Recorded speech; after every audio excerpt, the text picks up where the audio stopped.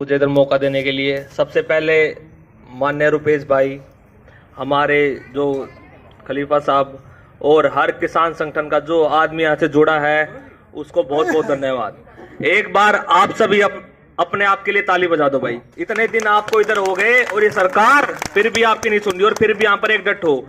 माननीय रुपेश जी, जब आपने डासना मसूरी में कोका कोला कंपनी पर इन्होंने और किसान संगठन ने एक धरना दिया था, तो मैं उस टाइम भी उस धरने से जुड़ा था और वो धरना भी ऐसा धरना था, उसमें इतने किसान संगठन थे, रुपेश भाई भी तो हर तबके का आदमी था, पर वो सरकार बिल्कुल नहीं मान रही थी। और जब हम सारे इकट्ठे हुए तो सरकार की साथ साथ वो सीओ साहब ने ऐसी ऐसी बातें मानी कि जो हमारे मेन्यू में नहीं थी। तो ये खाली एक बात बताता है कि कैसे अगर हम एकजुट हों तो अपनी बात बता सकते हैं। यहाँ पर कोई भी पार्टी का आ जाए, हालांकि मैं भी गाजियाबाद का हूं, हम भी किसी पार्टी से जुड़े हैं, पर यहाँ तो कोई पार्टी की बात है ही नहीं।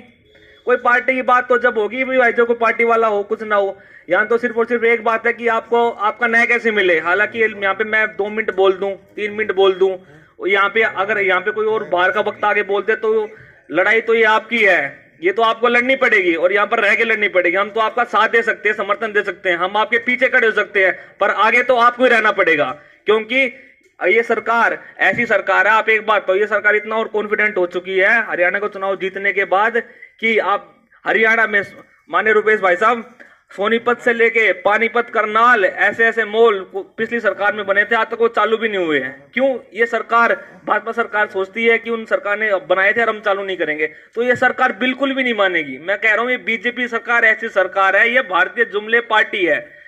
हालांकि ये सरकार यूपी में भी इस बार आ चुकी है, पर ये मेरे ख्याल से अगली बार यूपी में नहीं आएगी, क्योंकि यहाँ का जो किसान तबका है वो इस सरकार से बिल्कुल रूठ चुका है। आप एक बात तो, इतने साल से आपकी हाई पावर कमेटी पास हो चुकी है और फिर भी 5-6 साल हो गए, ये आपको कुछ दिखाई नहीं रहे हैं।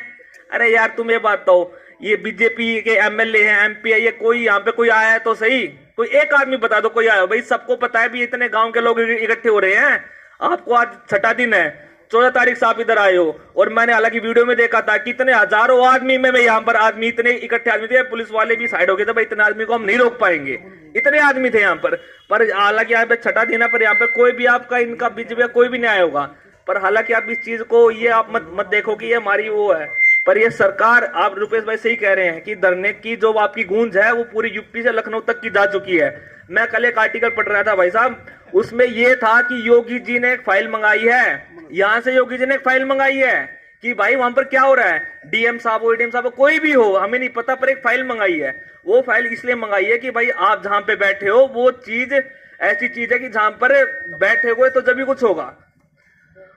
आप जहां पर इस टाइम बैठे हो, ये आप बिल्कुल सेंटर बैठे हो, और जब पर सेंटर में बैठे हो जब आगे जाके वो हो जाएगा अभी ये क्या हो रहा है। और आपको मैं एक और बात बता दूं, 3-4 दिनों में आपके इधर हल निकल जाएगा अगर आप अपनी मजबूती के साथ रहोगे।